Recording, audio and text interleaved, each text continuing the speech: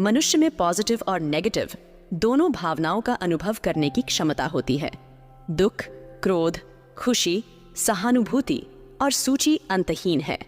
इन सभी में से एक बहुत ही शक्तिशाली और प्रभावशाली भावना है। क्या इनमें से किसी भी प्रश्न का ईमानदार उत्तर हाँ है?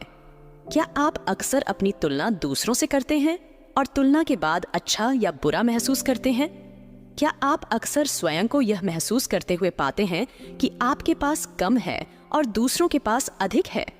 क्या आपको लगता है कि आप दूसरों से अधिक योग्य हैं? क्या आपको किसी से खतरा महसूस होता है? क्या आप बर्दाश्त नहीं कर सकते जब किसी और की तारीफ की जाए? क्या किसी की फेसबुक पोस्ट पर लाइक की संख्या जैसी छोटी सी बात आपको परेशान करती है?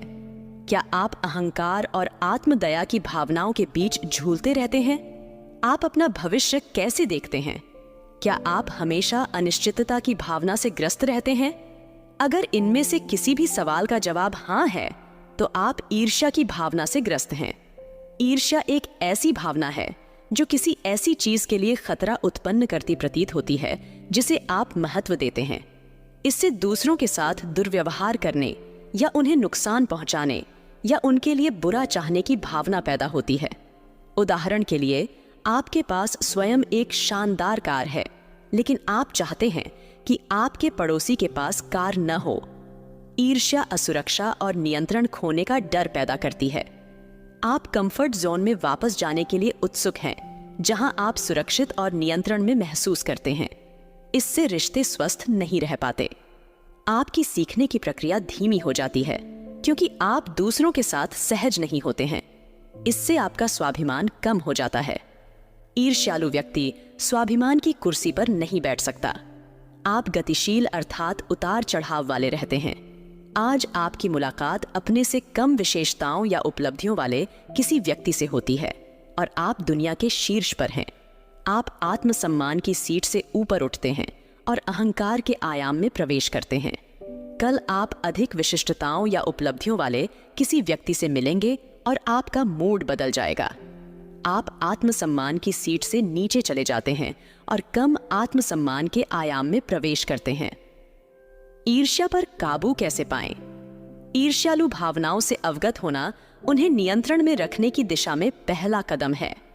आप अपने साथ या किसी करीबी दोस्त के साथ कैसा महसूस करते हैं, इस बारे में हॉनेस्टली बातचीत करें। अपनी नकारात्मक भावनाओं को क्रियान्वित करने की तुलना में उनके बारे में बात करना कहीं अधिक स्वस्थ है। इसे टालें या नजरअंदाज न करें, बल्कि इसे स्वीकार करें और इससे परे देखना शुरू करें। अगला कदम यह समझना है कि यह भावना मेरी अपनी रचना है। इसकी उत्पत्ति किसी व्यक्ति या वस्तु से नहीं हो रही है। अध्यात्म आपको सिखाता है कि आप ही अपने सुख का कारण हैं और आप ही अपने दुख का कारण हैं। इसलिए दूसरों को दोष देना बंद करें। अगला कदम अपने विचारों का निरीक्षण करना है, जैसे कि आप एक अलग ऑब्जर्वर थे।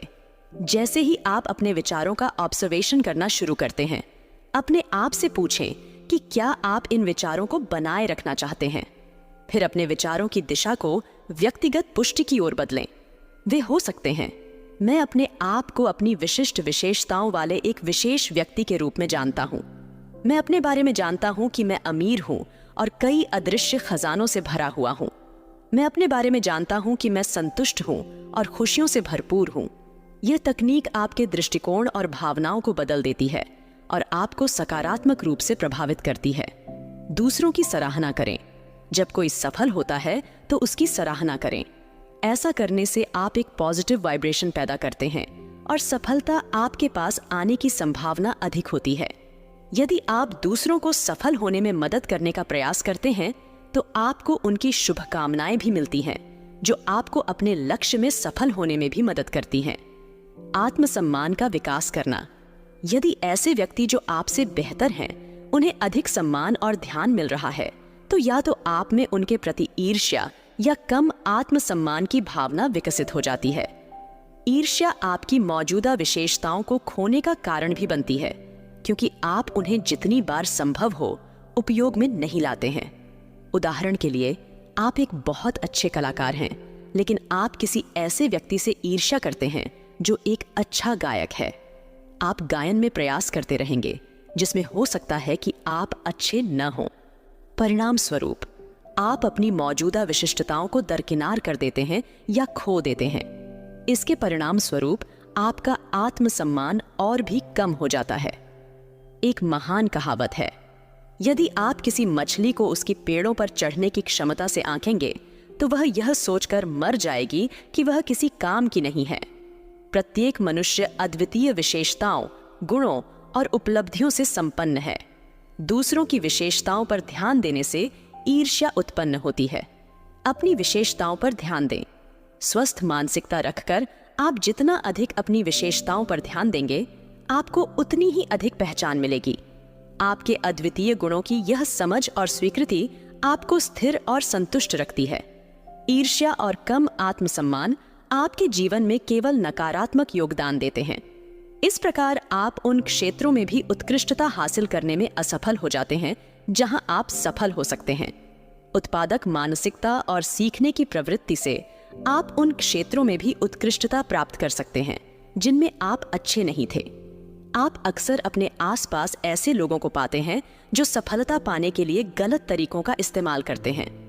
उन्हें सभी से अधिक ध्यान, शक्ति, संसाधन और प्रशंसा मिलती है। आप समझते हैं कि यह गलत है। हाँ, चारों ओर तुलना और प्रतिस्पर्धा की यह व्यापक भावना इन गलतियों को प्रमाणित करती है। आप पर ऊंचे सिद्धांतों को छोड़ने और सामान्य रास्ता अपनाने का लगातार दबाव रहता है। ये विषम परिस्थितियां कभी-कभी शक्तिशाली से शक्तिशाली व्यक्ति को भी द्रवित कर देती है। यह कम आत्मसम्मान और सामाजिक रूप से स्वीकार्य लोगों के प्रति ईर्ष्या की भावना का कारण बनता है। यह समझना महत्वपूर्ण है कि कुछ चीजें अस्थायी और कम सार्थक होती हैं। उदाहरण, प्रसिद्धि, पैसा, संपत्ति, सुंदरता आदि। आंतरिक ज्ञान स्थायी और अधिक सार्थक है। यदि आप अस्थायी चीजों में टाइम और एफर्ट्स लगाते हैं तो स्वाभिमान दूसरों पर निर्भर रहता है। अधिक सार्थक पहलुओं में टाइम इन्वेस्ट करें।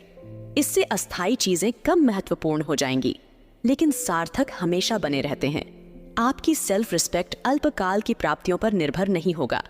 आपका अपना विवेक और अंतरात्मा आपको स्थिर और सम्मानित बनाए रखेगा। आप सदैव संतुष्ट रहेंगे और वही करेंगे जो आवश्यक है, न कि वह जो अच्छा दिखने वाला हो। सत्य का अपना परामर्श है। तो इस खूबसूरत दुनिया के आकाश में स्वतंत्रता का आनंद लें।